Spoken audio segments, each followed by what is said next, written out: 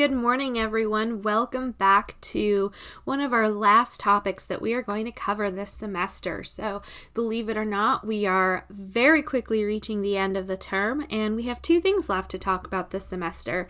And topic 20 is the Central Dogma, and then after we finish up the Central Dogma, we're actually going to talk about the application of the Central Dogma, and we're going to talk about mutations and what the heck does a mutation actually mean, and then we're going to finish the semester off with a case study about muscular dystrophy. So I hope you are as excited as I am for the next few topics. So for topic 20, we're going to split it up into a couple different parts. In part 1, we're going to talk about a general overview of gene expression. In part 2, we're going to talk about transcription, and in part 3, we'll talk about translation. And our overarching question that we are working on answering for this topic is the idea that proteins are responsible for nearly everything that happens in the cell.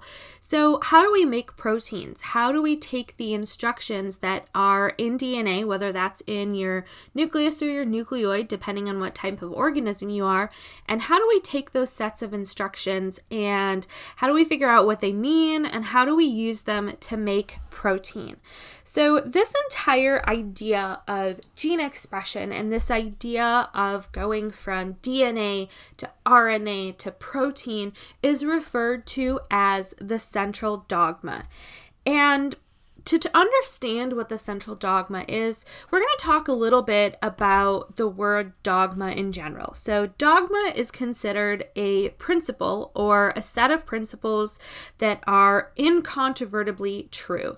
And so when we think about that word dogma and something that is considered incontrovertibly true, it's almost really inappropriate to use in science, and we'll kind of circle back to this idea. But before we do that, let's first, in biology, let's define what the central dogma is. So in biology, when scientists say the central dogma, what we're really referring to is the flow of genetic information. And while this is not always true, the goal of the central dogma comes down to this idea of gene expression, and we can kind of further follow that up and say that the goal is to make protein.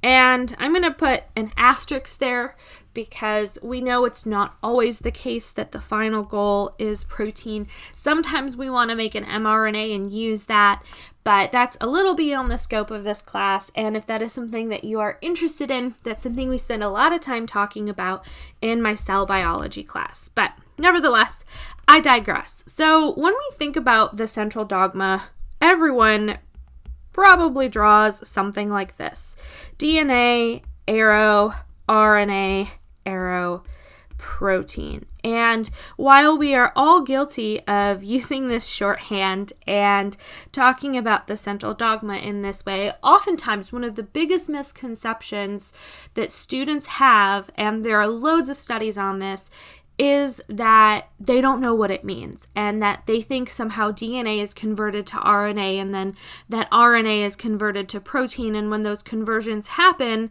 the previous macromolecule goes away. So my goal here is to ensure that that does not happen and to define what the heck do these arrows mean and what is actually happening in the central dogma. And I'm going to put a 1 here on that first arrow. So when we start with number 1, we call this idea transcription. And you will see that unfortunately we have more words that all sound the same, which makes this process even trickier. But for transcription, if we think about what the word means to copy or to change form. So when we have DNA, arrow, RNA, what we are really saying is that in transcription, we read DNA and we synthesize an RNA copy by using the DNA as a template.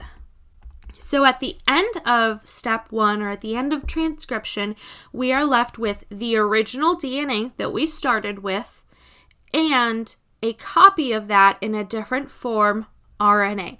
And so I always like to use the example of if you are sick and you missed the class notes, you are going to go ahead and probably ask one of your classmates for their notes, and they're going to let you borrow their notes. They certainly aren't just going to give you their notes and say, oh, no longer need these, right? Because then they will be missing notes from the semester, but instead they will say, sure, let me send you a picture of my notes, or let me give you my notebook for a day or two, and you'll probably take their notebook or take the pictures that they send you and write down and recopy their notes into a form that you understand. And that's exactly what happens in transcription.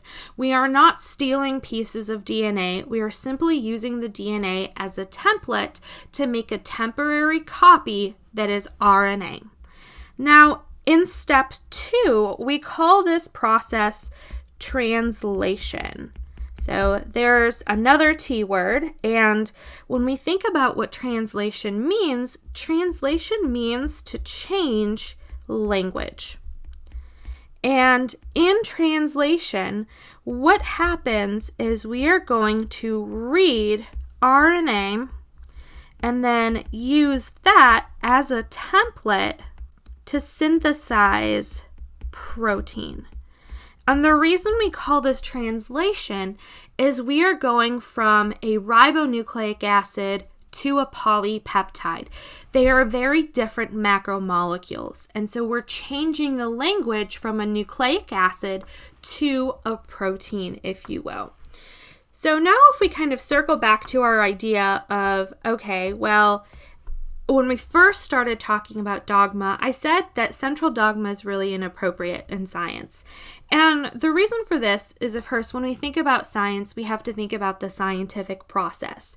And thinking about that, everything in science is open to new interpretation based on evidence.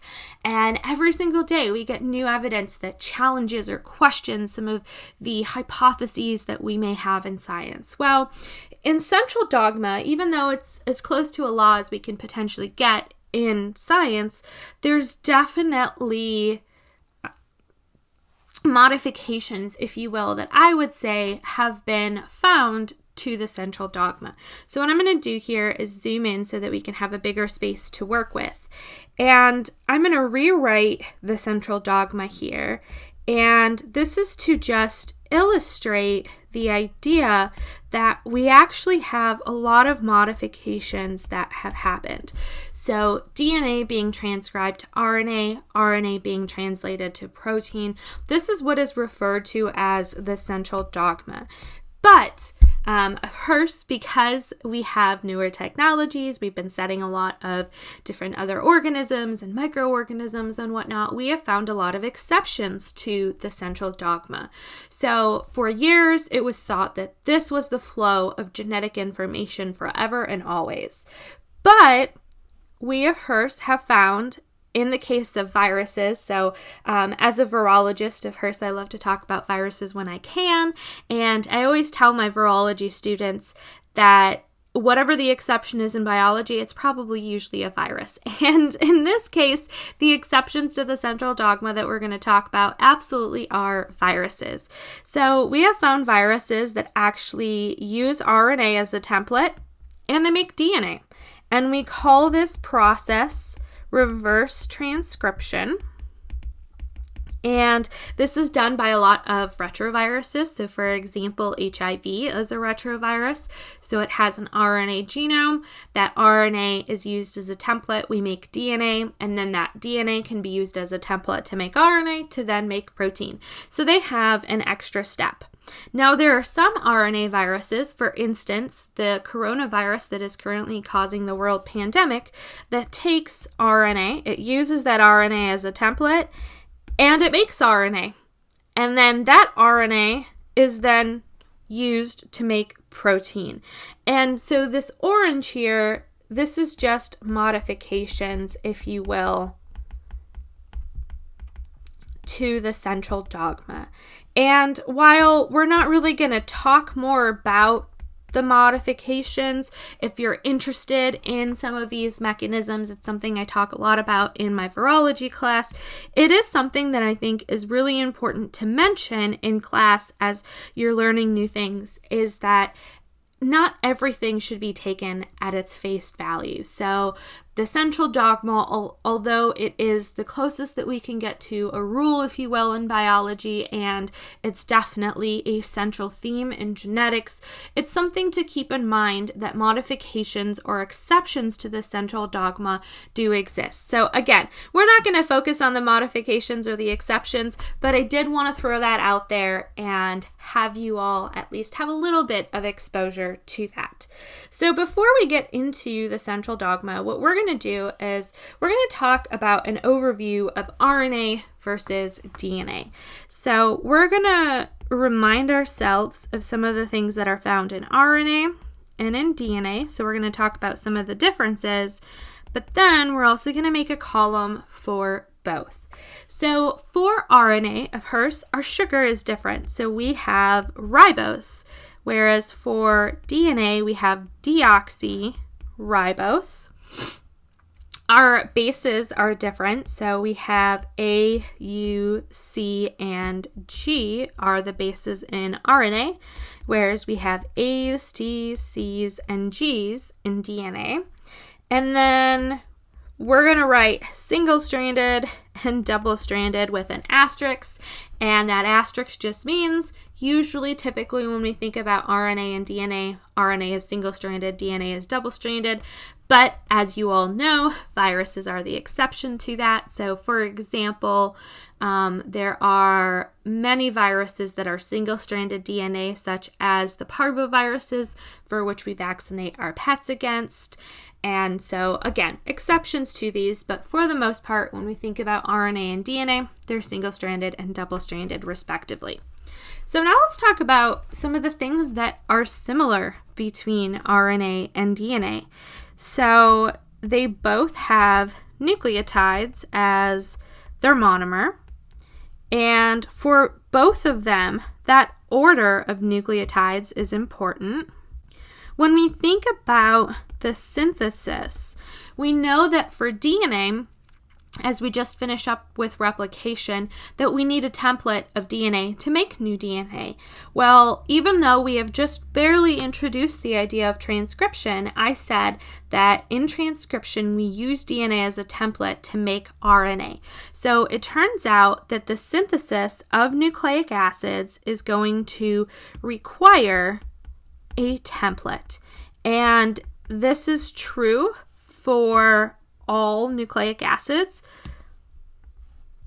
The other thing that is true for nucleic acids that will help us with respect to their polymerases, so the enzymes that actually do the synthesis, is that the polymerases are going to synthesize these nucleic acids, but also the polymerases can only add to the 3' end.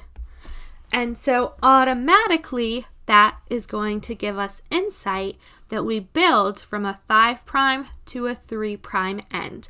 And we'll come back to those rules of DNA synthesis and talk about how they apply to RNA synthesis here in a little bit. So let's talk a little bit more about these differences of RNA versus DNA. So I'm actually going to go ahead and make a table here.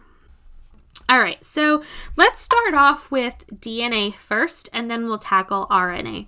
So for DNA, we just finished talking about this topic. DNA is made during replication, and of course that is our S phase during our cell cycle.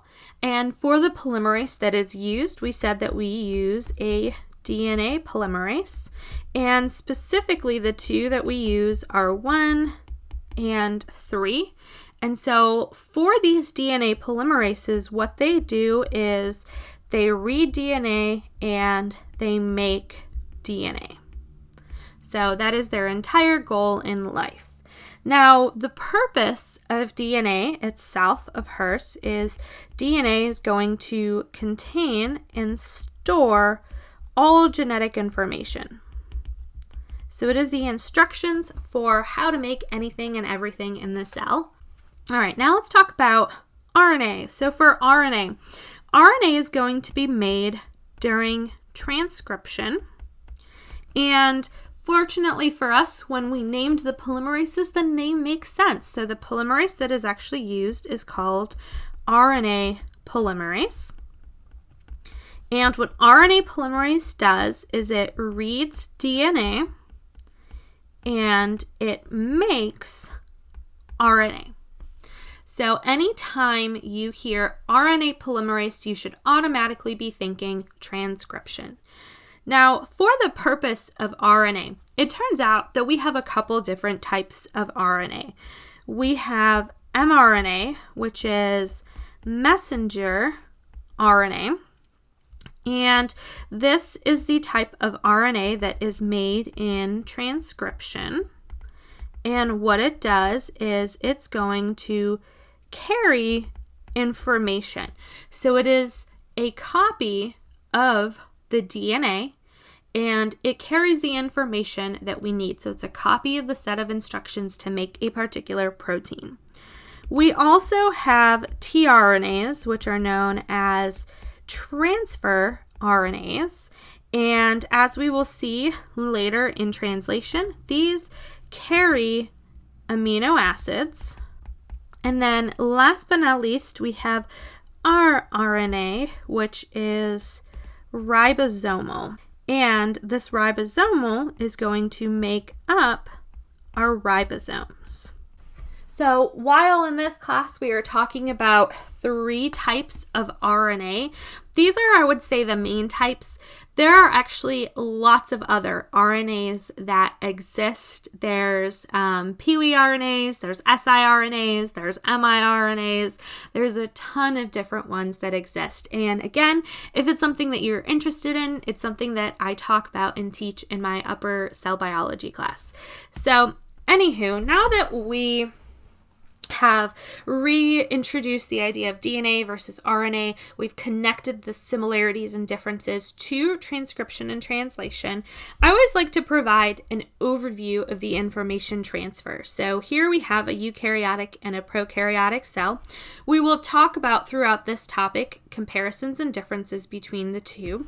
But what we see here is we see DNA that is being copied or transcribed to RNA, and then that RNA is being translated to protein. So when we refer to gene expression, we're talking about this information transfer or this flow of genetic information. And there's a couple of key points here. And you're going to hear me say this a lot, but DNA does not become RNA. So DNA serves as a template to make RNA. And the next kind of key point is tying together the idea of replication, transcription, and translation. Even though they are different processes and involve different enzymes, they all rely on a couple of things. So even though for replication we're taking DNA, we're copying it to make more DNA. In transcription, we're taking DNA, copying it to RNA. In translation, we're taking RNA and using it as a template and translating it into a different macromolecule language, protein. All of these processes rely on those 5' and 3' ends, which is why we spent so much time on them when we talked about replication. This idea of DNA being anti-parallel. So going back to anti-parallelism, we're going to see this a lot. Everything in these processes is dependent on 5' and 3' ends. Everything is anti-parallel. And we have this idea of complementarity. and hydrogen bonding. So we saw during replication of DNA that we had to keep track of our 5' and 3' ends to figure out the leading and the lagging strands. We knew that DNA was anti-parallel, which helped us figure out the leading and the lagging strands. Because DNA is complementary, we could figure out if we had ATG, that on that complementary strand, we would have TAC. And of course, those are based on hydrogen bonding. So A's and T's have 2 hydrogen bonds, G's and C's have 3 hydrogen bonds that hold them together. So let's do a quick practice problem just to make sure that we remember the different types or numbers, I should say, of deoxyribonucleotides, ribonucleotides, and amino acids that we have. So we have 4 different deoxyribonucleotides, and we have 4 different ribonucleotides and 20 different amino acids. So that puts us with B, 4, 4, 20. So again, just a quick little review to make sure that we are on the same page. So before we get into the molecular processes of transcription and translation, I want to talk about the genetic code. So we're kind of starting with the end product and then talking about how the process happens. So for the genetic code, we can't really talk about the genetic code of hers without defining it. And we say that the genetic code is a collection of codons, which is great, right? It's always wonderful when you have a definition within a definition. So let's talk about what a codon is. A codon is something that specifies one amino acid. So if the end product of gene expression is a protein, we somehow have to have a language that says, hey, this means an amino acid. So how does this happen? What even is a codon, right? It specifies an amino acid, but what is specifying an amino acid? So a codon, it turns out, is a triplet of mRNA bases. And so this is really important because mRNA is read 3 bases at a time. And of course, that is this idea of codon.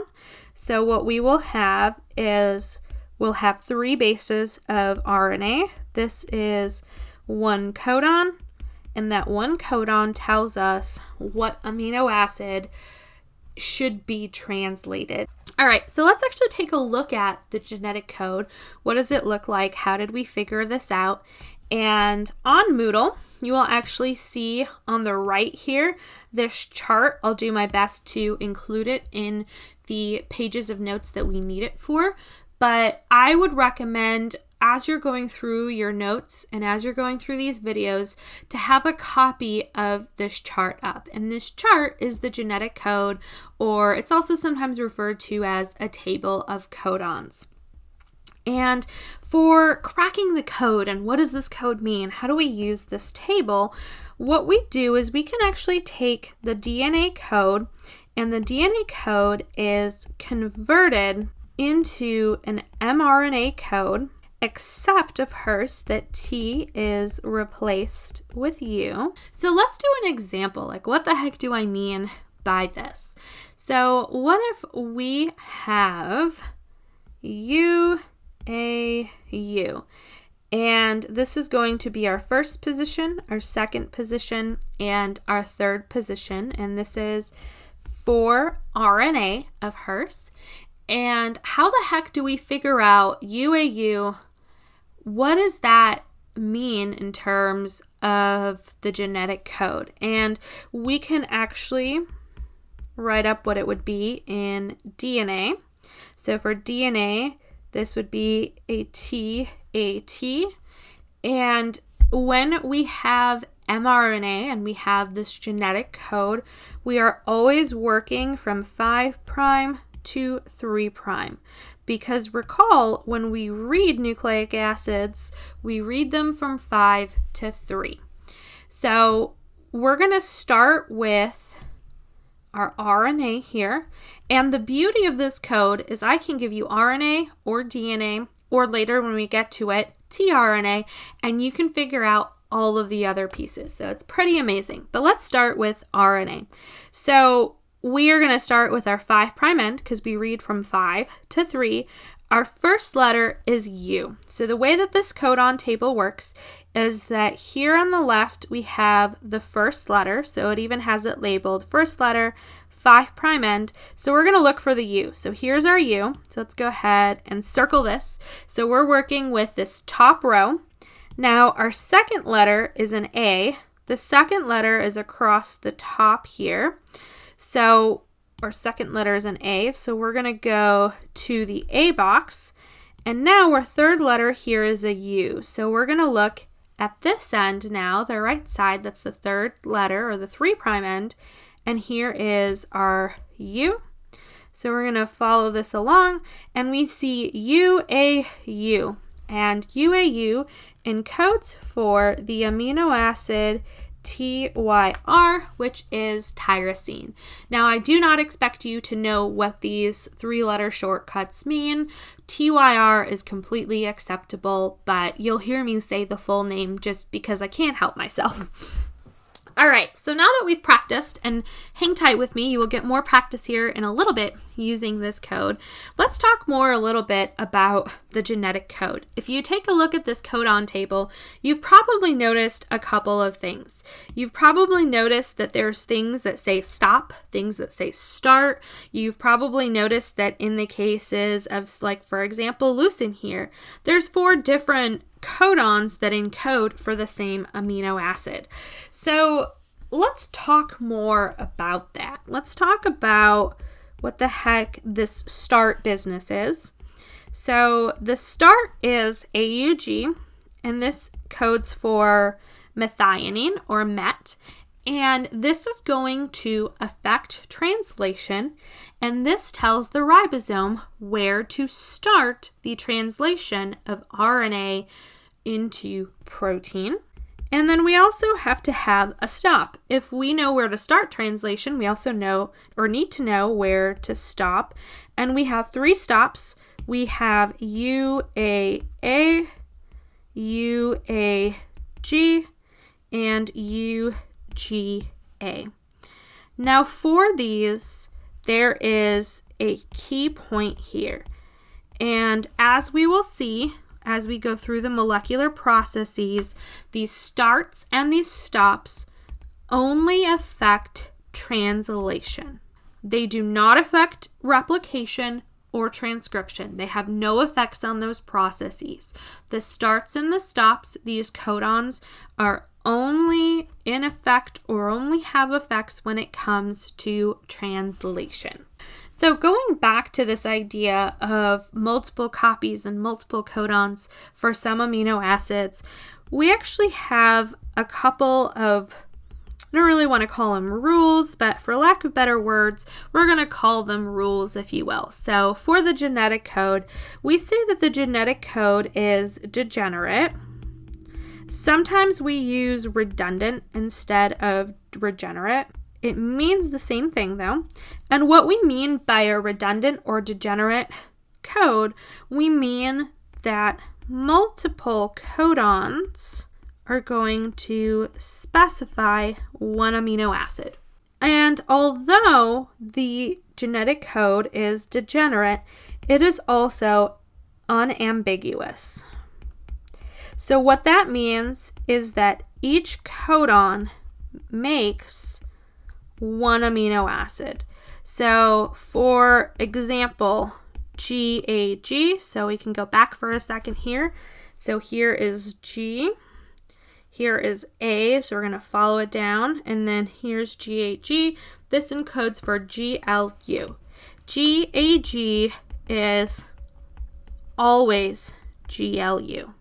So it doesn't matter if it's Tuesday or if we have a full moon or not a full moon, GAG will always be GLU. So even though we have a redundant genetic code, it is still unambiguous. And then last but not least, our genetic code is universal. And I'm going to put an asterisk there because there are exceptions to every rule, but pretty much almost all organisms use the same code. So let's do a practice problem that applies this. So here in this picture, we've got two pigs, and we've got one on the right here that has a pink nose. We have one on the left that has a yellow nose and then has yellow nails as well. And so for these pigs, one of them is expressing a gene from a jellyfish. So think about glowfish that you can buy at the pet store. Those are actually genetically modified, and they have a gene that allows them to glow. And one of the genes that allows things to glow comes from jellyfish. And so this gene produces a protein that makes the pig yellow, and then it is able to, as shown here, glow in the dark. So when we think about this example and the genetic code, what is the best aspect of the genetic code that is illustrated by this example? So hopefully you've walked through this practice problem and you have circled B. It is universal. And the reason that this example illustrates that the genetic code is universal is because the gene in this pig that makes it have that yellow nose and glow in the dark does not come from the pig. It comes from a jellyfish. So we have expression of genes from a different species that makes the same protein that would normally be found in jellyfish. And so again, this goes back to the idea that the genetic code is universal. All right, so now that we have covered that, I think it's safe to say that we are ready for some more practice problems. So what we're going to do is we're going to look at this mRNA. So it's written from 5' to 3', and we're going to figure out what are the first 3 amino acids that are translated from this mRNA. And you're probably going to look at this and say, well, I don't know where to start. And you're absolutely right. I haven't told you where to start yet. So when it comes to this mRNA, we have to talk about something known as a reading frame. And what I mean by reading frame is really, how the heck do we read a set of triplets? So if we take a look here, do we start at this U? And we know that codons have 3 letters. So is our first codon U, G, A? Or was Dr. Hubbs mean and did she cut off this mRNA somewhere in the middle of a sequence? And do we actually start at the G? And GAU is actually our first codon. Or was she really mean and do we actually start at this A? So what I really mean by reading frame is how to read a set of triplets and how is the mRNA sequence divided. So as we will see here in this example, mRNA can encode 3 completely different proteins. So we, of course, are looking at a short segment of mRNA, and I could have also given you the DNA sequence and had you take the DNA sequence and rewrite it as mRNA, changing out the T's for a U. So you can imagine if we are looking at an organism that we sequenced, even if it only has 3,000 base pairs, so we take that 3,000 base pairs of DNA, we rewrite it as mRNA, how do we know where to start? How do we know what the first codon is? Where does a gene start? How do we figure this out? And these are questions and problems that scientists have had to answer. And this idea of reading frames can actually help us out. So what we're going to do is we're going to go through 3 different reading frames. So we said that mRNA can encode 3 totally different proteins, and it's because regardless of the mRNA that I could ever give you, it's going to have 3 reading frames always. And so our job is to figure out which reading frame is correct. So we're going to start with frame number 1. So what if this U is our first base that we read? So let's go ahead and I'm actually going to write that out. So what I'm going to do now is just section these off into triplicates or triplets because we know that codons come in 3s. So we're left with this extra CG there. So we're just going to ignore that because there's not a 3rd letter there to go along with it. So we have 4 different codons here. So let's go ahead and translate those. So we have U, G, so we're going to go all the way into this box, and an A.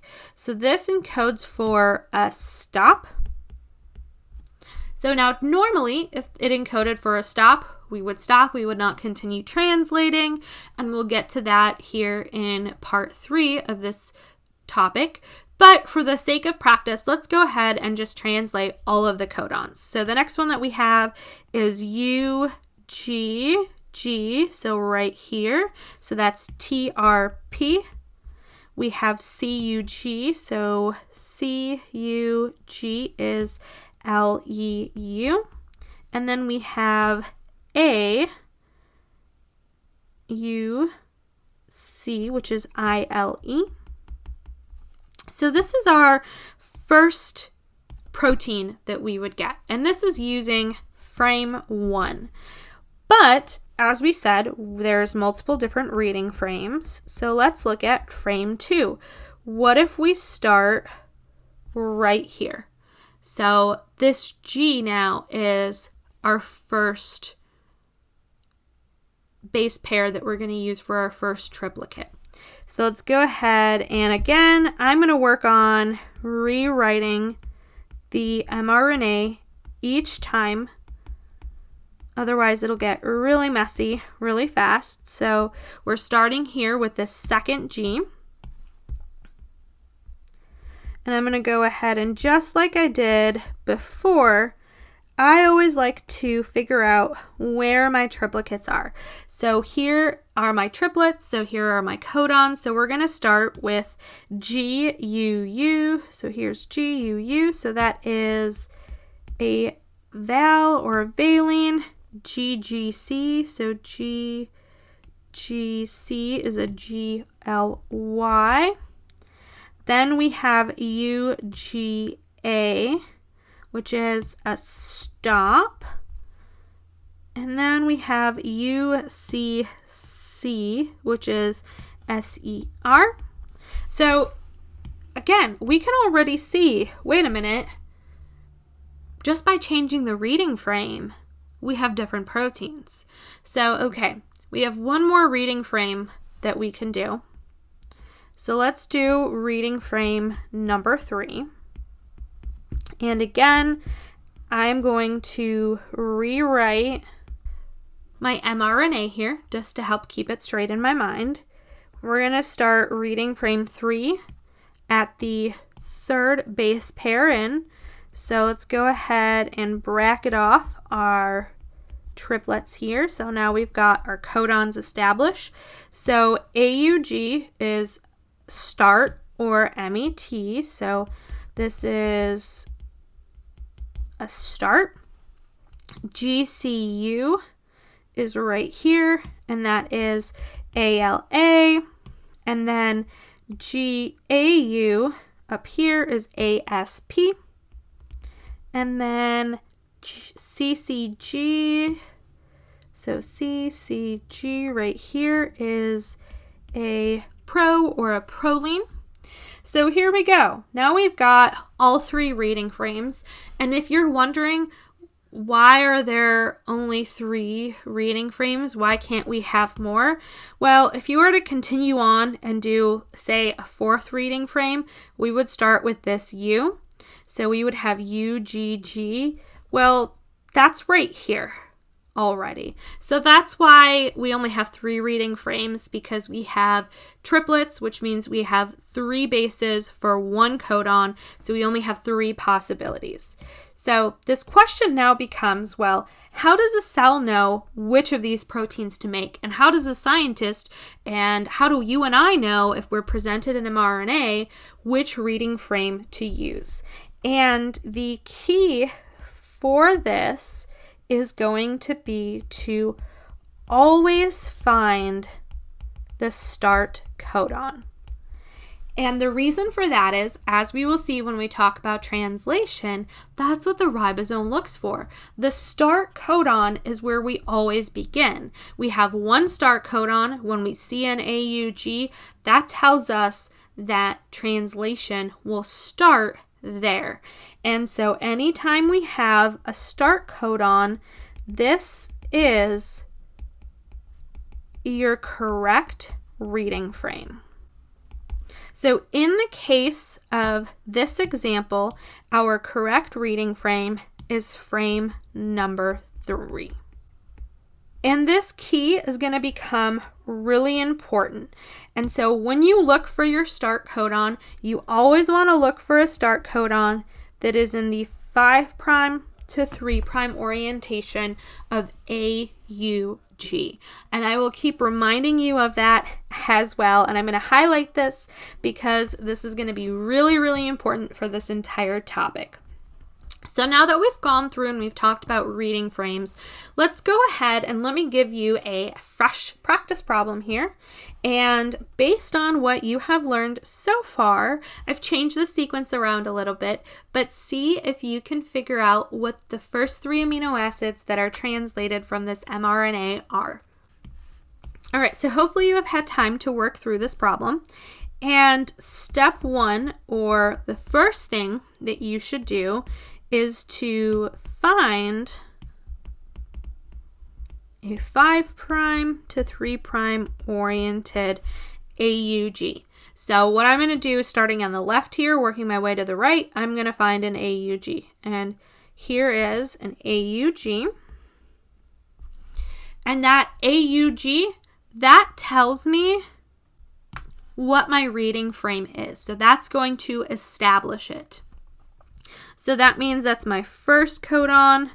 Here is my second codon, my third, my fourth, and my fifth. And so for this, the way that this problem is set up, this is our third reading frame again. So we've established our reading frame. So now let's go ahead and use our codon chart or our codon table here and figure out what this would translate to. So we have AUG, which is start. So we're going to have MET. Our second codon is CUA. So we've got CUA, which is right here. So it is LEU. Our third is GCU. So GCU is here. So alanine, or ALA. And then, even though it says the first 3, just for practice, we'll continue with the rest of them. So GAU, so GAU, ASP. And last but not least, we have CCG, which is right here. So that is proline, or pro. So our first 3 amino acids are MET, LEU, and ALA. So that means we can go ahead and circle B. So MET, methionine, leucine, and then alanine are the first 3 amino acids translated from this mRNA. All right, we've got 2 more practice problems, and that will be the end of part 1 and the end of the first video. So for the next practice problem, we're going to talk about which of the following answers accurately describe the differences or similarities between cells found in your eye and cells found in your heart. So go ahead and pause the video and work through this practice problem, and when you come back, we will discuss it. So another really common misconception that pretty much most people in the population have, if you were to stop them, is if you take an eye cell or a heart cell or a liver cell and a skin cell, doesn't really matter, pick 2 different cell types in your body. Many people will say, well, they're different cells, they have to have different DNA, right?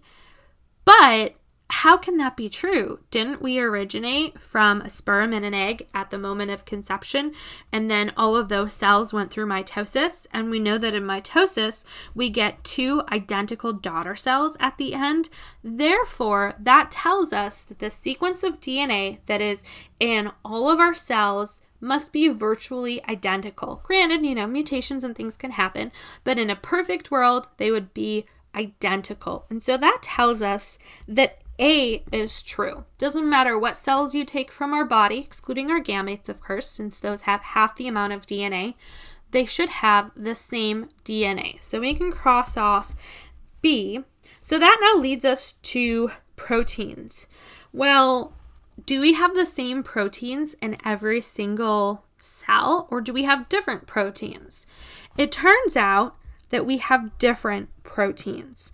So the reason that we see differences between an eye cell and a heart cell or a liver cell and a skin cell comes down to the proteins. It comes down to the gene expression and the central dogma. So even though the same DNA is found in every single cell, during development, each cell gets different signals, and it uses and interprets those signals to express genes in a different manner. So some cells have certain genes turned on and certain genes turned off. In other cells, other genes are turned on and turned off. And it's one of the most amazing processes that happens throughout development and throughout our lives. And it's just so freaking cool. But I hope that I have at least convinced you that even though the sequence of DNA in all of our cells is the same, the thing that is different is the expression of the genes. And of course, that comes right back to the central dogma and how do we express those genes. So the very last question that we're going to end up with is just kind of wrapping up with DNA. So we're going to talk about how DNA is used as a template for transcription, how it's used for a set of instructions. So let's think about the information that DNA contains. So is DNA used to make proteins? Yeah, that's true, right? Indirectly, we have, of course, an RNA that is there in the middle of it, but absolutely it has the instructions. Let's see. DNA determines where proteins bind to DNA. Yes, we will see that RNA polymerase will bind to a specific portion of DNA. So that is absolutely true. C, DNA contains information that determines what DNA is transcribed into RNA. Absolutely, and you will see that in the next lecture as well. So that means that D, all of the above are true. So now that we have covered the genetic code, I hope you all are ready because the next video will be all about the molecular mechanisms of transcription, and then part 3 will be all about translation. So thanks for hanging out with me, everyone, and I will see you in the next video. Bye, everyone.